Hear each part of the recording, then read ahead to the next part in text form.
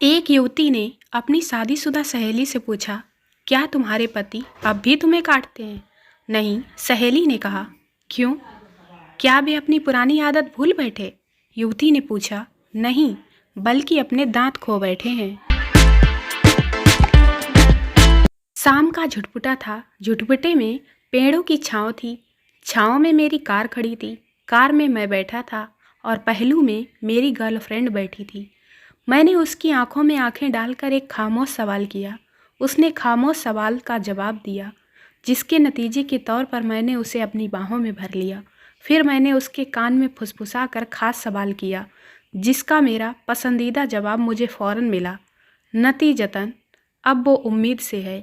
इस वाक़ये से जो सबक मुझे मिला वो ये है कि हादसा तब भी हो सकता है जब कार खड़ी हो। एक पागल खाने में बॉडीगार्ड ने रात में देखा कि एक पागल कुर्सी पर बैठा किताब पढ़ रहा था और उसका जोड़ीदार दूसरा पागल छत के साथ लटकते बिजली के बल्ब के करीब से तार को पकड़े लटका हुआ था। ये तुम्हारा साथी? उसने किताब पढ़ते पागल से पूछा। ऊपर क्यों टंगा हुआ है? किताब वाला बड़ी संजीदगी से बोला, अपने आप को बिजली का बल्ब समझ रहा है और तुम अब इतनी तन्मयता से किताब पढ़ रहे हो? जी हाँ, कमाल है। इससे कहो नीचे उतरे। नहीं नहीं, मैं ऐसा नहीं कह सकता। आप भी मत कहना। ये नीचे उतर आया तो मैं किताब कैसे पढ़ूंगा?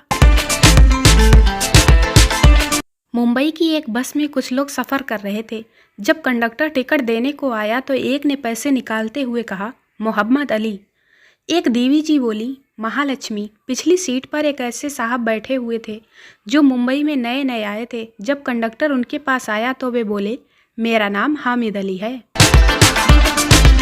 दो दोस्त बहुत अरसे बाद एक दूसरे से मिले। एक ने पूछा, सुनाओ आजकल कैसी कट रही है? खाक कट रही है, बेकार हूँ।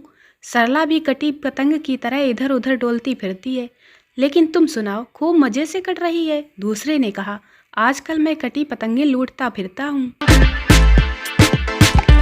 अमेरिकन, इटालियन और सरदार खाना खाने बैठे। अमेरिकन टिफ़िन में बीफ देखकर बोला, कल से टिफ़िन में यही निकला तो आत्महत्या कर लूँगा। इटालियन टिफ़िन में पास्ता देखकर वही बोला जो अमेरिकन बोला। सरदार जी भी टिफ़िन में दाल देखकर बोले, आत्महत्या कर लूँगे।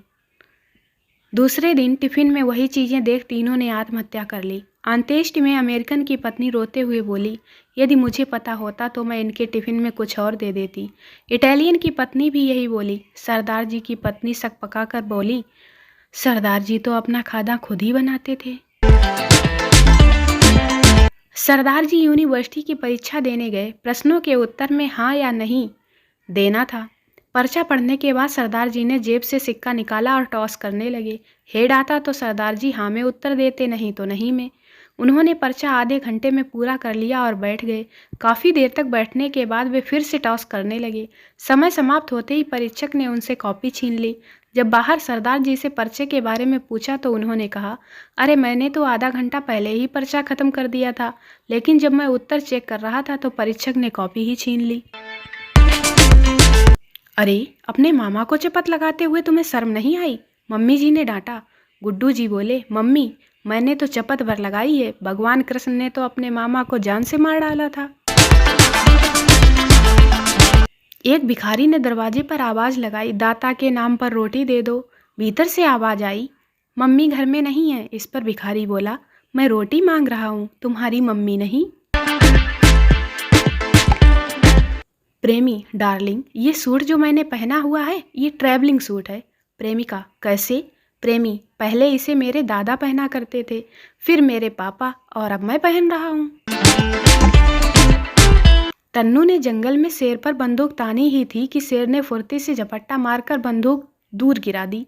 एक झापड़ मारा टन्नू को और कहा, बोर्ड नहीं पढ़ा कि यहाँ शिकार करना मना है? टन्नू ने बोर्ड पढ़कर सॉरी कहा और जाने लगा, मगर शेर ने कहा, ठहरो, अब मैं तुम्हारा शिकार करूंगा क्योंकि मुझे बोर्ड पढ़ना ही नहीं आता। एक बार एक आदमी के घर में चोरी हो गई। वह थाने में रिपोर्ट लिखाने गया। तब दरोगा जी ने पूछा, जब तुम्हारे यहाँ चोरी हुई थी तो कितना बजा था? उस आदमी ने कहा कि साहब 4 लठ हम पर बजा था, 1 लठ हमारे भाई पर बजा था। दरोगा जी ने कहा, मैं पूछता हूँ कि घड़ी में कितना बजा था? साहब घड़ी में तो केवल 1 ही लठ बजा था, तभी टूट गई। मम्मी राजू से, बेटे टिकट लगाकर चिट्ठी को लेटर बॉक्स में डाल आए हो ना? राजू, मम्मी टिकट खरीदने की ज़रूरत ही नहीं पड़ी। मम्मी, क्यों? राजू, क्योंकि लेटर बॉक्स की ओर कोई देख ही नहीं रहा था, इसलिए मैंने बिना टिकट लगाए ही चिट्ठी उसमें डाल दी। एक बड़ा सा कुत्ता एक छोटे से बच्चे के मुंह और हाथ को चाटने लगा। उससे 1 साल बड़ा भाई मारे डर के चीखने लगा। माँ ने अंदर से पूछा, कुत्ते ने काटा तो नहीं? बेटे ने जवाब दिया, नहीं मम्मी, अभी तो चख रहा है। प्रेमिका से भेंट होने पर प्रेमी बोला, आज मैंने अपने ड्राइवर की छुट्टी कर रहा हूँ, उसने मुझे 3 बार मौत के मुंह में पहुँचा दिया। छोड़ो प्यारे, प्रेमिका ने कहा, उसे एक मौका और दो ना, बेचारा बीवी बच्चों वाला है। एक आदमी ने अपनी उम्र आय अधिक का ब्यौरा देते हुए अखबार में विज्ञापन दिया। पत्नी चाहिए, जवाब में उसके पास 200 से अधिक पुरुषों के पत्र आए। उन्होंने लिखा था, मेरी ले जाएं। एक सुंदर युवती बनी ठनी अपने पुरुष मित्र की बाट देख रही थी। जब वह आया तो उसका मुंह दमक रहा था। वह बोला, आज हमारी रात्रि बड़ी मधुर बीतेगी, मैं खलनायक के 3 टिकट ले आया हूँ। निराश स्वर में युवती ने पूछा, 3 क्यों? तुम्हारे पिता, माँ और भाई के लिए। क्लब में ताश का खेल हो रहा था। एक खिलाड़ी ने अपनी घड़ी देखी और पत्ते फेंक दिए।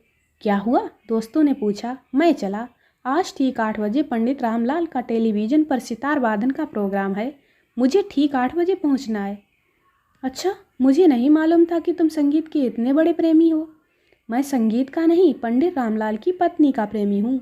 मुझे ठीक 8 बजे पंडित रामलाल के घर पहुंचना है।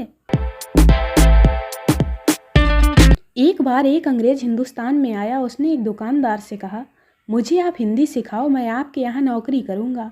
उसने कहा, मेरे पास एक सेब की दुकान है, यहाँ जो भी ग्राहक आता है वो 3 चीज़ें बोलता है। पहली, सेब क्या भाव है, दूसरी, कुछ खराब है, और तीसरी, मुझे नहीं लेने। इसके बाद दुकानदार ने अंग्रेज को बताया, इनके जवाब में उसको बोलना है 30 रुपये किलो, फिर कहना है कुछ कुछ खराब है, और जब ग्राहक चलने लगे तो उस कहना, तुम नहीं ले जाओगे तो कोई और ले जाएगा। थोड़ी देर बाद दुकान पर एक लड़की आई। उसने पूछा, रेलवे स्टेशन कौन सा रास्ता जाता है? अंग्रेज ने कहा, 30 रुपये किलो। लड़की ने कहा, तेरा दिमाग खराब है? अंग्रेज ने कहा, कुछ कुछ खराब है। लड़की ने कहा, तुझे थाने ले जाना पड़ेगा। अंग्रेज ने कहा, तुम नहीं ले जाओगे तो कोई और ले जाएगा, हम तो खड़े ही यहाँ इसलिए हैं। दोस्तों, वीडियो को लाइक करें, शेयर करें, चैनल को सब्सक्राइब जरूर करें। मिलते हैं अगले वीडियो में, तब तक के लिए बाय बाय।